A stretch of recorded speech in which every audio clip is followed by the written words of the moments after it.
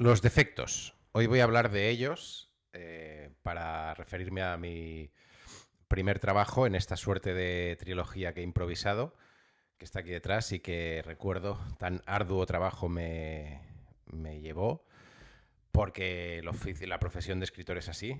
Escribir una novela es muy complicado, si lo hace una mente humana, claro, y si lo hace con pretensión de tener algún valor cultural de algún tipo, algún valor comercial de algún tipo, pues requiere mucho esfuerzo. Esto es algo que digo, repito, a menudo, pero me gusta, no me cansaré de decirlo, porque quiero que quede claro y además en la era que atravesamos o en la que estamos instalados de sobreproducción sospechosa, pues me parece, como activista literario que me considero, pues me parece muy oportuno siempre recordar que la profesión, como cualquier profesión, demanda pues una vida entera en realidad, y escribir una novela es harto complejo, ¿vale? Eh, He dicho los defectos, no lo son como tal, ahora entraré a hablar de ello en profundidad. Pero lo utilizo como gancho, ¿vale? Porque siempre llama la atención, como puerta de entrada. Además lo pondré de titular en el vídeo porque llama la atención, pero no es que no quiero ser hipócrita, lo hago por eso, pero no son defectos como tal. Tienen una relación con los defectos. Hoy hablaré para cerrar, creo que ya no vendrán más partes de esta presentación, desde un punto de vista más técnico, ¿vale? Entonces, permitidme, voy a, hoy voy a hablar de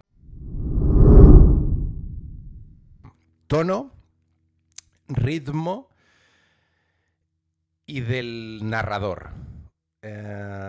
Y a partir de aquí, como siempre digo, no sé qué ocurrirá porque voy a improvisar sobre la marcha lo que me venga. Siempre digo que tengo una idea en mente, una premisa que luego pues desarrollo. Está claro que en estos casos, en este tipo de vídeos, hombre, no voy a improvisar tanto porque lo tengo muy presente, muy fresco, porque es mi trabajo, ¿no?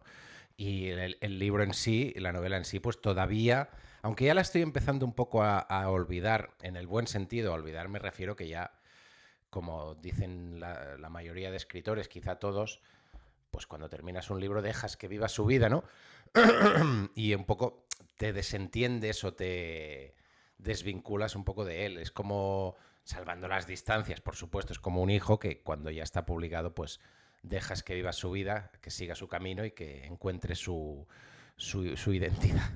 Es que suena un poco cucú, como diría Berto, pero es verdad, al menos yo lo siento así. Terminarlo, publicarlo y lanzarlo ya es la madurez de un hijo que ya dejas, bueno, ya abandona el nido, ¿no? En fin, que no me quiero enrollar, no quiero ir por ahí. Repito, hablaré de tono, ritmo y el narrador. Voy a empezar. Bueno, antes de nada, tengo que decir que he seleccionado una página, he estado leyendo un tramo y he seleccionado una página porque me va a servir de ejemplo para una cosa que quiero contar relacionada con tanto con el tono como con el ritmo. ¿Vale? La tengo aquí seleccionada, la 325. Pero primero quiero hablar del narrador brevemente. Sin entrar en demasiados detalles, esto del narrador tiene. Es muy sencillo y a la vez bastante complicado, porque. A ver, hay hasta tres tipos de narradores. El en primera persona, en segunda persona, que es muy poco utilizado, y el narrador en tercera persona, que es el más común. Y dentro del narrador en tercera persona, que es el caso, hay el narrador omnisciente que lo sabe todo y que interviene lo sabe todo más allá de lo que se circunscribe a la acción, ¿vale? Es decir, es un narrador que puede ver el pasado, puede ver el futuro y puede ver dentro de la mente de los personajes. Que también creo, incluso quizá haya estadísticas, no lo sé, también es el más común, porque es el más práctico, es el más. Te da un margen de maniobra muy grande, ¿no? El hecho de que un narrador pueda anticiparse, pueda ver. Claro, por ejemplo, en thriller quizá no es tan apropiado. No lo sé, bueno, tampoco quiero entrar ahí. En cualquier caso, este es un narrador, y insisto, repito, sin entrar en detalles, porque tiene matices, lo de el narrador omnisciente. Bueno, de hecho los he dicho, ¿no? El que lo sabe todo, el que solo sabe lo que está ocurriendo en ese momento, También incluso hay uno que narra desde un punto de vista clínico, sin emocionalidad, te cuenta lo que ocurre, ya está, como si fuera una cámara, ¿no? Sin emoción de ningún tipo. Para esta novela yo he recurrido, porque es que me lo pedía, la historia era imprescindible, o por lo menos era muy adecuado para este caso, un narrador omnisciente que conoce tanto el pasado como el futuro y puede introducirse en la mente de todos los personajes y narrar cómo se sienten y qué piensan, pensamiento y emoción, ¿vale?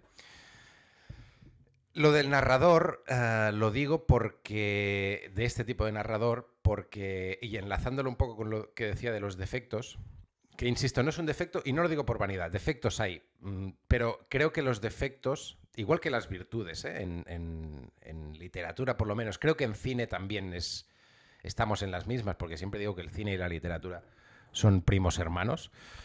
Es muy subjetivo y muchos convendrán conmigo que es, al fin y al cabo, estilo. Incluso puede haber algún tipo de estilo horroroso para la mayoría del público, pero aún así sigue siendo un estilo, ¿vale? Está claro que si tienes un estilo lamentable, sin alma, sin voz, sin criterio, hombre, pues estaríamos hablando de que es otra cosa, no es una creación literaria, es una plasmar ideas. El estilo se conforma con el tiempo y se conforma a base de técnica, o sea, no solo a base de intuición y a base incluso de la ilusión por escribir algo, ¿no? Detrás hay algo de técnica. Por eso digo que en este vídeo quiero hablar de técnica, ¿no? En el narrador, lo enlazo con los defectos porque es un narrador que, dado que lo sabe todo, se puede introducir en la mente de los personajes para saber cómo piensan, cómo sienten tal. Eso, si no vas con cuidado, dejando a un lado el estilo, insisto, que un autor, de hecho hay autores, ahora no me vendrá ninguno, pero hay autores que, quizá Virginia Woolf, que es otra que también nombro siempre, que es como mi gran diva, ¿no? Junto con Stephen King, es una de mis grandes escritoras de referencia, de cabecera. Bueno, ella con ese tipo de narrador, estoy haciendo memoria, se puede llegar me sale en catalán, embolicar, se puede llegar a liar mucho, pero a conciencia, claro. El riesgo que yo encontraba con este tipo de narradores, que precisamente, y es algo que ha pasado, que entre comillas puedo considerar un defecto o un tic, es que explicaba demasiado. Y soy consciente de ello. De hecho, en la decimocuarta y última reescritura aún fui consciente, pero opté por dejarlo, ¿vale? Por lo tanto, habrá público, sobre todo el más experimentado, yo creo, el que tenga una visión más académica, podría decir, alguien que esté vinculado con las letras. Yo creo que el lector medio pero no por estupidez ni mucho menos, es porque el lector medio quiere que le cuenten una historia y si algún mecanismo de su mente le persuade, o sea, si en su mente le persuade la historia, se activa algún mecanismo que le persuade, sigue, si no, lo deja. Pero un lector más, que no es muy habitual, un lector más académico, insisto, sí que puede detectar esas cosas y decir, hombre, este autor está sobreexplicando. Quiero subrayarlo para que quede claro. Yo no lo considero un defecto y no es por vanidad, lo considero una marca de estilo, pero sí que hay defecto en a veces momentos, y soy consciente y lo quiero trasladar y que quiero que quede claro porque yo no quiero engañar a nadie. Sí que hay momentos en los que esa sobreexplicación se podría haber recortado. Y yo fui consciente, pero aún así la dejé, porque también consideré que una carrera narrativa se conforma de un aprendizaje, es decir, que en cada novela hay una evolución, ¿vale? O a veces no, a veces la línea es siempre la misma, pero normalmente hay siempre un crecimiento narrativo, ¿no? Esos defectos, esos vicios de sobreexplicar algunas cosas los he mantenido porque digo que forma parte de mi carrera narrativa, de mi progreso narrativo, pero también porque quería de algún modo, a conciencia, que esa sobreexplicación tuviera una justificación, que es el hecho de que el personaje, que Roberto, recuerdo, que durante buena parte de la novela es un niño, un adolescente. Digamos que, dado que el narrador es una manifestación de él, de algún modo, sobre todo cuando ve el mundo a través de sus ojos, lo hace extensivo a través de sus ojos, ese narrador que podría ser él o que es él, tiene una parte de ingenuidad en frente al mundo y por lo tanto sobreexplicar algunas cosas formaba parte de de esa suerte de inocencia. Creo que me estoy explicando. Entonces, me parecía oportuno, no me parecía lo ideal, pero sí me parecía oportuno que hubiera este tipo de sobreexplicaciones que quizá un editor profesional o acostumbrado hubiera dicho, aquí habría que recortar un poco. Y no lo discuto y lo acepto. Dado que de momento soy mi propio editor, opté por dejarlo y he contado que en parte lo acepto como parte, valga la redundancia, de esta mirada más ingenua, más de colocación en el mundo de un personaje que es niño o adolescente. Para poner un ejemplo que se entienda, cuando hablo de sobreexplicación, no me refiero tanto a la acción, que también. Es decir, una acción que el niño va por una calle, por ejemplo, el hecho de sobreexplicar. No hablo de descripciones, de sobreexplicar cómo. Pongamos que va por una calle y se siente perdido, ¿no? No, espera, aquí me estoy liando. Estoy hablando de la sobreexplicación en cuanto a la acción y la sobreexplicación en cuanto a la emocionalidad. Un ejemplo, en cuanto a descripción. Por ejemplo, estoy recordando al principio un despacho. Lo describo con cierto nivel de detalle, porque para el personaje, para Roberto, le significa algo. Entonces, quizá no hace falta o no es del todo necesario es describir. Otro día hablaré de cómo trabajo las descripciones, que es un tema también que da para un vídeo de varios minutos. No hace falta que describa con todo lujo de detalles cómo es el despacho. Con que diga que es grande, basta para que el lector entienda, vincule esa grandeza, el contraste que supone con un niño pequeño, ¿vale? Pero yo, es un ejemplo, pero este es real, está en las páginas iniciales. Quería mantenerlo porque quería que esa ingenuidad, repito, del niño fuera más patente, ¿vale? Porque mi intención era que el lector se introdujera más en el alma del personaje. Y luego la sobreexplicación, esto en cuanto a la acción, y luego la sobreexplicación en cuanto a la emocionalidad, en cuanto a los sentimientos, ¿no? Este me lo estoy inventando, bueno, es muy socorrido, si el personaje tiene miedo, a veces o normalmente no es necesario o de hecho es inapropiado decir que el personaje tiene miedo. Se tiene que entender que el personaje tiene miedo. Aún así hay momentos en los que he hecho explícito, quiero que quede claro, momentos, no es así porque después de 14 reescrituras y 4 años que dediqué, hombre, puedo ser un capullo y de hecho lo soy, pero no soy tan gilipollas, o sea, detecté esas cosas y las eliminé, sobre todo las que eran demasiado flagrantes, ¿no? Pero, repito, hay momentos en los que, digamos, subrayo el hecho de una emoción, el hecho de que el personaje sienta una emoción determinada, lo subrayo. Eso, claro, y de eso lo enlazaba con el narrador, ¿no? Esa ventaja me la da un narrador, bueno, en este caso me la da cualquier tipo de narrador, pero un narrador omnisciente que conoce todo y que puede proyectar un futuro y un pasado, sobre todo un futuro, me sirve, en este ejemplo no, pero me sirve para que en un momento dado el personaje pueda experimentar miedo ante algo que le pasará, ¿vale? En un futuro, o sea, una situación que el narrador sabe que ocurrirá y puede ya inocular esa emoción de miedo al personaje en la actualidad, ¿vale? Entonces, esta narración en tercera persona con un narrador que lo sabe todo es muy oportuna para esta novela porque, y ahora enlazo con los siguientes temas, lo repito, como contaba en el primer vídeo, es un viaje, ¿vale? Habla de una historia personal de un de una persona, de un ser humano que intenté que pudiera ser cualquiera de nosotros, cualquier persona de la clase media trabajadora, por decir algo, de la clase predominante, que la mayoría de gente se pudiera sentir identificado con una vida que para todos tiene altibajos, tiene momentos buenos y momentos malos, ¿no? Entonces era importante que ese narrador pudiera ver el mundo en toda su magnitud y a la vez pudiera ver el mundo desde los ojos de muchas personas, o de todos los personajes, de todos los protagonistas y secundarios, ¿vale? Quería una visión amplia de este mundo. Cuando hablo de mundo no me refiero al planeta, sino al mundo que se circunscribe a la vida de Roberto, que transcurre en una ciudad, entre más de una ciudad, pueblos, etcétera, bueno, dentro de un mismo país.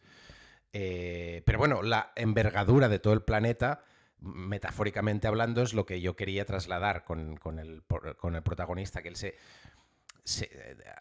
enfrenta al mundo, aparece en el mundo como cualquiera de nosotros y lo descubre. Y a partir de ahí interactúa con él, ¿no?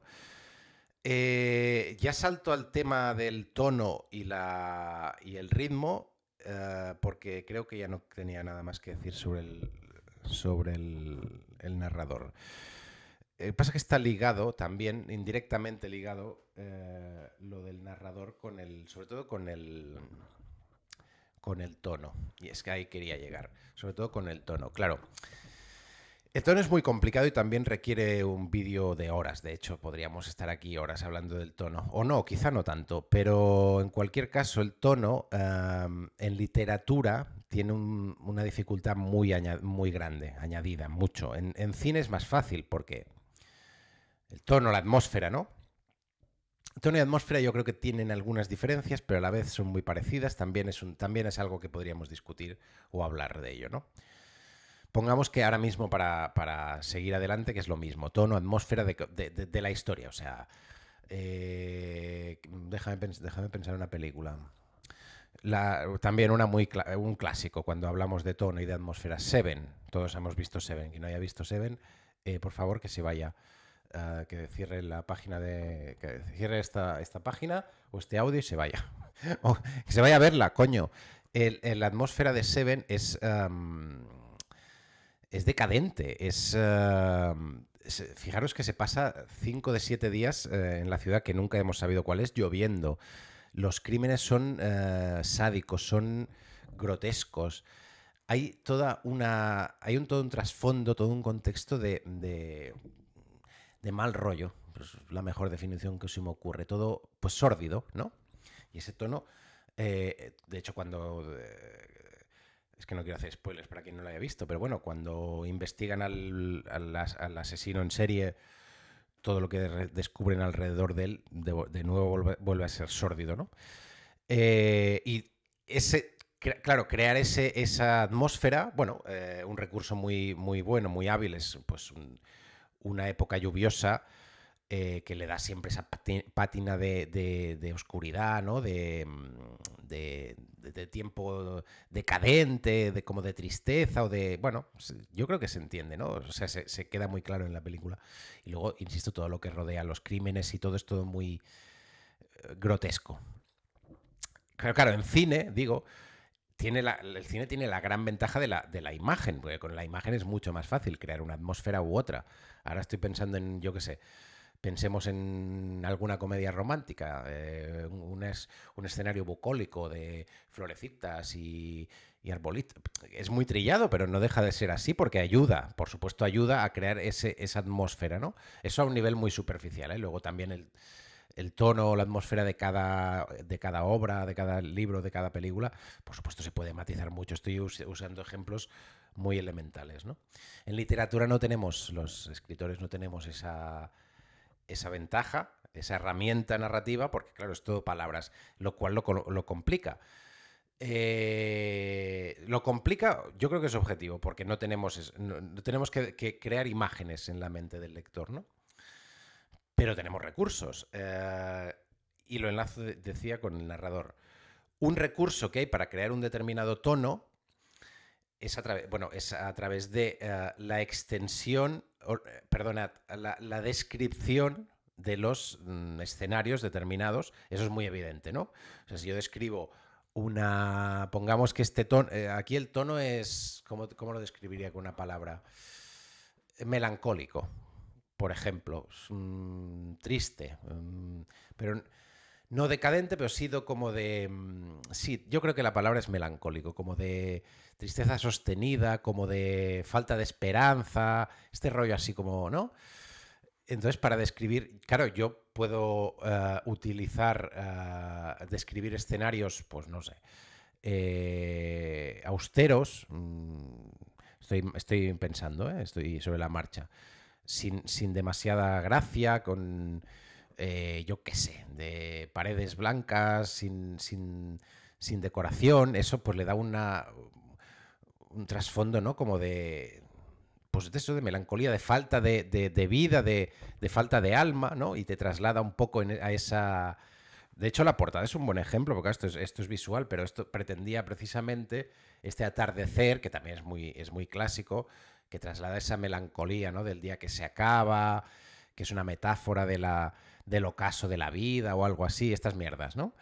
Era mi intención, no sé hasta qué punto lo he conseguido, pero quería llegar por ahí. De hecho, si os fijáis, aquí en la portada es el atardecer y en la contraportada es el anochecer. Soy un puto genio, ¿eh? Es que tampoco tenía muchos recursos para esto. Pero, en el de esto, ¿cómo se llame? Eso tiene un nombre, ya no me sale. Bueno, y aquí quería que fuera medio atardecer y medio anochecer, pero veo que no me hicieron caso. Ni me acordaba. Es todo anochecer, da igual. Quería trasladar esa imagen. Entonces, en literatura, para trasladar según qué atmósfera, bueno, tienes que hacerlo con palabras, claro, evidentemente, a través de las descripciones, pero también a través de los diálogos y la acción. Todo en realidad, de cualquier forma, pero lo que más evoca, en este caso, un tono de melancólico, son las descripciones, porque los diálogos pueden ser, es decir, los personajes pueden nutrirse de esa melancolía, pueden trasladarlo mediante palabras, pero no es lo mismo, porque el diálogo, bueno, los diálogos son unas burbujas dentro, unidades, yo lo considero unidades literarias dentro de una novela, ¿no? Porque de algún modo te aísla. Por un momento, mientras estás metido en un diálogo, un poquito te olvidas de lo que es el resto de novela. Estás introducido en lo que están hablando esos personajes, ¿no? Por lo tanto, la mejor forma de trasladar ese tono es mediante las descripciones. Es difícil porque no siempre encuentras la forma. Y un recurso que yo encontré, que no lo he descubierto yo, por supuesto, es precisamente el narrador contando las escenas, según qué escenas, recreándose en ellas, ¿vale? Es decir, cogiendo una escena determinada, estirándola, dándole como varias capas es que para eso tendríais que leerlo, pero dándole varias capas de esa melancolía de la que hablo, ¿no? Por ejemplo, una descripción también muy clásica es el describir precisamente, ¿no? Un atardecer. Claro, uno puede describir un atardecer, se ha hecho de noche, atardece, anochece, ya está, y es bien, es bien, es válido. Pero en cambio también se puede estirar, ¿vale? Incluso contar los minutos, cómo el sol va descendiendo, cómo el cielo se va tiñendo de un amarillo anaranjado. Y ese tipo de descripciones son las que conforman el tono. Pero claro, para sostener ese tono, si toda la novela, como es el caso, tiene ese tono, como autor tienes que estar pendiente de eso. Tienes que estar pendiente de un millón de cosas, ¿no? Y esa es una, sostener ese tono. Porque el tono es delicado en literatura porque puedes perder las referencias. En cine ya digo que es distinto porque tienes el gran aliado de la imagen. Pero en literatura, si te descuidas, esa atmósfera que has ido creando, si no la sostienes, el lector puede llegar a desconectarse del contexto. Entonces es importante ir manteniéndola y encontrar un equilibrio para mantener ese tono mediante palabras, pues es también bueno, iba a decir un don, sí, no, en cierto modo es un don, pero también es un trabajazo. O sea, hay que estar pendiente de página a página saber cuándo reforzar el tono, cuándo no hace falta, cuándo poder suavizarlo, pero que al final, es decir, cuando tú salgas del libro, la sensación que te haya quedado atmosféricamente es de melancolía o de tristeza, ¿vale? Algo así. O por lo menos, que es mi objetivo, era mi objetivo en particular, la parte que a mí me interesaba, porque no todo es así, ¿vale? Eso en cuanto a tono. Y el narrador me servía para eso. Porque claro, también lo podía haber hecho en primera persona y hubiera sido, en cuanto a tono, muy parecido, incluso mejor, porque en primera persona lo vive tal como está sucediendo y se puede detener el rato que quiera. Ah, eso lo quería decir y es importante. Y lo dije en el primer vídeo, creo, de esta especie de trilogía. Hay momentos en los que y ahora voy al ritmo, ¿eh? En los que el ritmo precisamente no es tan fluido como sería en un thriller, por supuesto, porque buscaba ese efecto. Buscaba el efecto de que el lector se sumerja en esta atmósfera, ¿vale? Ya está, y luego ya paso al ritmo. El ritmo, mira, yo del ritmo también del ritmo yo creo que es de lo que más podría hablar. O no, también igual puedo. Es que he pensado mucho sobre eso, pero realmente ahora, a día de hoy, mientras hablo de esto, no puedo desarrollar esa idea. El ritmo. Yo creo que. Yo voy a hacer una confesión que quizá no debería. No, sí, sí, porque no hay ningún. Yo creo que de ritmo nunca seré un experto. Nunca. Hay gente que tiene una habilidad, hay autores que tienen una habilidad asombrosa para el ritmo. He mencionado el thriller antes y vuelvo a él. Los autores de thriller tienen un don para el ritmo. A mí el thriller no me ha gustado nunca demasiado, pero he leído thriller y lo noto. Mira, yo tengo aquí John Grisham, que es otro de mis autores preferidos.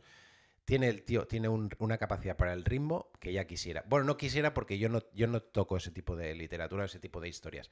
Pero el ritmo es de esos libros que en este también pasa, ¿eh? Y lo digo en serio y no lo digo ahora por no os quiero engañar. También hay ritmo, pero no ese ritmo acelerado de que terminas de leer un día casi agotado. Decir, hostia, estoy nervioso, estoy excitado. Eso es muy de thriller, ¿no? Aquí hay ritmo porque no me detengo excesivamente, a no ser que, ya lo he dicho, la historia lo reclame. No me detengo porque sí. O sea, tiene un motivo, ¿vale? Que ahora voy ahí, que eso es lo último que quiero decir y también es muy importante. El hecho de recortar, que eso también es un tema. Entonces, yo he dicho que el ritmo, yo creo que nunca lo llegaré a dominar del todo o a entender del todo, porque por mucho que yo relea y relea y relea las reescrituras, los manuscritos, siempre pienso que hay un ritmo demasiado alto o demasiado bajo. Nunca le encuentro un equilibrio. Nunca. En casi ninguna escena digo, este es el ritmo adecuado. Por lo tanto, he llegado a la conclusión, dentro de unos años quizá, con mi evolución narrativa en mi carrera profesional, os digo otra cosa, pero a día de hoy descubro que yo no sé encontrar o yo no detecto ese ritmo exacto. Pasa que es un poco delicado, porque eso también lo juzga un lector, el lector al fin y al cabo, ¿no? Pero digamos que yo, del mismo modo que sí sé detectar la atmósfera, sí sé detectar eh, la psique de los personajes, sí sé detectar las escenas, dónde debe ir una escena, dónde debe ir otra, detecto nudo, planteamiento, desenlace, detecto cuando estoy hablando de más, cuando me falta, que eso es contenido, no es ritmo, es contenido. Sí que, digamos, dentro de una misma escena, hasta qué punto está yendo a la velocidad adecuada. Y por eso digo que no sé hasta qué punto existe una velocidad adecuada, salvo quizá en thriller, que es muy evidente. Es que es muy evidente. Los buenos autores de thriller te consiguen, de verdad, poner nervioso. Incluso ahora estoy pensando en Agatha Christie, que es una mujer que me parece una auténtica genia. No tenía un ritmo tan acelerado, pero sin embargo te consumía la historia. Te decías, joder, porque lo que conseguía ella con su ritmo es que siempre esperabas más, ¿no? O sea, digamos que la historia iba bueno, por supuesto iba por delante de ti, pero querías atraparla. O sea, pensabas, en la siguiente página tiene que haber una solución y no la había. Pues en la siguiente. Digamos que el ritmo era... es que no era acelerada. Es que, ¿cómo lo explico esto? Ahora me he metido en un jardín. Digamos que no había un ritmo frenético, pero sí te dejaba puertas abiertas para que tú mismo crearas ese frenesí en tu mente, digamos, ¿vale? O sea que tu proyección mi proyección como lector era decir, hostia, quiero saber qué va a pasar, tiene que pasar algo seguro porque me está dejando pistas.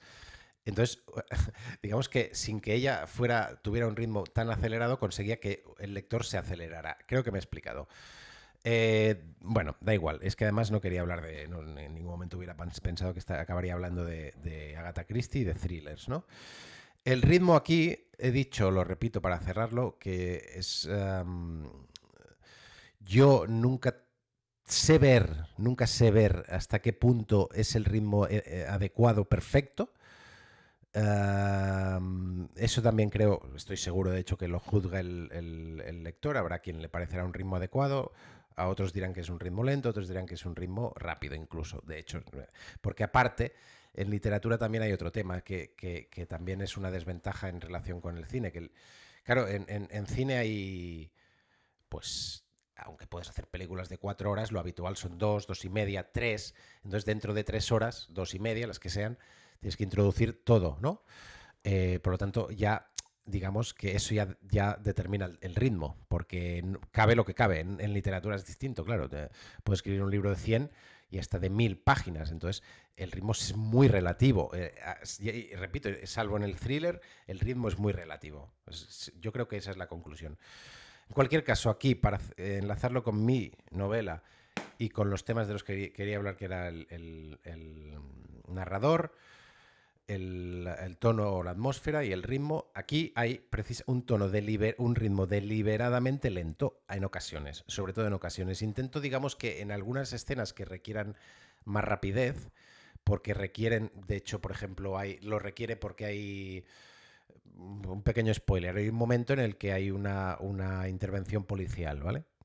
Entonces ahí yo ahí tengo que ponerle ritmo, porque es que si no el lector se duerme. Me dice, hombre, ahora que me has introducido en una escena con una persecución o bueno, sí, o con un peligro para el protagonista, hombre, no puedes detenerte a contar, que podría, sí, por supuesto, y volvemos a lo del estilo, podría, pero creo que encaja más. Por eso decía que hablaba desde un punto de vista técnico, porque esto en la reescritura, en el taller del escritor lo descubres, ¿no? Te das cuenta o lo valoras. Es mejor, favorece más a la historia que en este punto, oye, que vayamos al grano, que pase, sea lo que, que tenga que pasar, aunque dure 50 páginas, que la sensación sea de precipitación, de nervios, de angustia, ¿vale? Eso se consigue. De eso también tengo que sentarme a hablar otro día, pero de eso hablaré cuando hable del oficio en sí, ¿no? Del oficio desde la parte técnica. Se consigue, pues, recortando esta frase, recortando la otra, cambiando esta palabra por esta, cambiando este punto por aquel. Es que es así, ¿eh? O sea, es así. Una frase más o menos larga puede marcar la diferencia. Un salto de línea puede también marcar una diferencia, puede darle más peso, menos peso. Una escena la puedo partir en 2, en 3, en 5, puede marcar también la diferencia. Escenas cortas, escenas largas. A nivel técnico hay mucho de lo que hablar, pero ya digo que de eso me sentaré a hablar otro día porque no es el momento.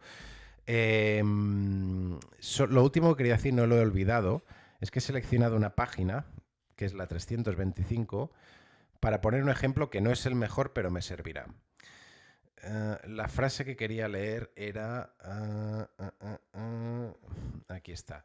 Sin más allá del contexto que no lo tenéis, ¿eh? Ya empezaba a tener experiencia en conocimiento urbanístico, coma, y ello, coma, y mientras llegaba, coma, también, coma, al final de esa calle, coma, que trazaba una curva cerrada para enlazar con otra, coma, le hizo sonreír. 3 puntos. Tímida y fugazmente. Ahora le leo sin mencionar las comas, pero marcándolas. Ya empezaba a tener experiencia en conocimiento urbanístico, y ello, y mientras llegaba, también, al final de esa calle, que trazaba una curva cerrada para enlazar con otra, le hizo sonreír, tímida y fugazmente. Si os dais cuenta, aquí hay un exceso de comas que en realidad yo me podía haber ahorrado, soy consciente. Es que todo, tened en cuenta que este oficio, bien hecho, bien hecho, es esto, es página a página, frase a frase y palabra a palabra, pensar en ello. No, no estás un día entero pensando en una palabra, en una frase, por supuesto, pero sí que te detienes, aunque sean unos segundos, a pensar cada maldita frase. Y aún así, por supuesto, repito, el estilo, la perfección no existe, o sea que siempre lo podría... Seguro que si leo esta novela de nuevo, la modificaría relativamente, ¿vale? Seguro. Y si lo volviera a hacer otra vez y otra, siempre la modificaría. Nunca hay perfección, pero que se analiza, ya digo, página a página, palabra a palabra. Aquí en este ejemplo ya empezaba a tener una experiencia en conocimiento urbanístico, ya empezaba a tener experiencia en conocimiento urbanístico, coma. Y ello, por ejemplo, la segunda coma me la podía haber ahorrado. Ya empezaba a tener experiencia en conocimiento urbanístico, incluso punto. Y mientras llegaba también al final de esa calle, que trazaba una curva cerrada para enlazar con otra, sonrió. ¿Veis el ritmo cómo cambia? Entonces, la elección de una frase u otra es lo que determina en su globalidad el ritmo y también el tono. Por lo tanto, he dicho que iba a hablar de una parte técnica, era esta. Es que ya no... Ya está, es que estoy sudando y todo porque me ha requerido un esfuerzo muy grande todo esto, porque no lo tenía tan fresco como creía. Yo ya digo que por lo pronto ya estoy de promocionarla. Bueno, la seguiré promocionando en los respectivos vídeos que haga, la secaré. La secaré siempre a relucir. Eh, la sacaré siempre a relucir y hasta que saque la siguiente, que es una distopía con la que estoy trabajando. Al otro lado de esa calle, bajo mi seudónimo Dylan de Doe.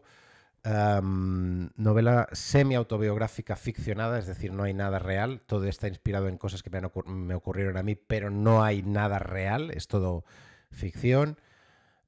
Tiene momentos dramáticos, tiene momentos